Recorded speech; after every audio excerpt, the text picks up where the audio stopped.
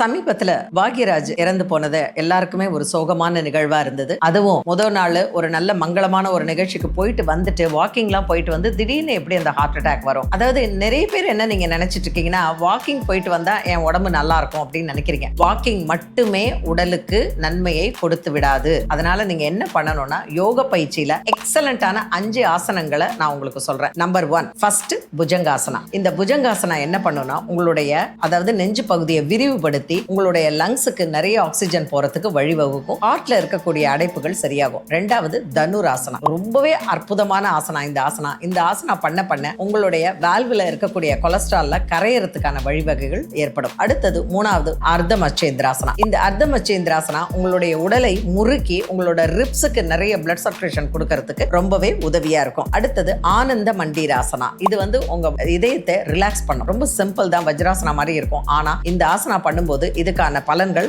ரொம்பவே நிறைய இருக்கும். வஜ்ராசனா எப்பவுமே உங்களுக்கு தெரியும், சாப்பிட்டுட்டு வஜ்ராசனால உட்காந்து ஒரு கண்ணை மூடி ஒரு 25 முறை நீங்க நல்லா மூச்சை இழுத்து விடுங்க. அது பண்ணும் பொழுது சாப்பாடு ஈஸியா ஜீரணம் ஆகிறதுக்கு உதவுது. சரியான உணவு, சரியான வாக்கிங், நல்ல இந்த 5 ஆசனங்களோடு சேர்ந்த இன்னும் மூச்சு பயிற்சிகள், 8 மணி நேர தூக்கம், அது மட்டும் இல்ல பாசிட்டிவான மனசு. இதை பண்ணுங்க, உங்களுடைய ஹார்ட் ஹெல்தியா இருக்குங்கிறதுல சந்தேகமே இல்லை.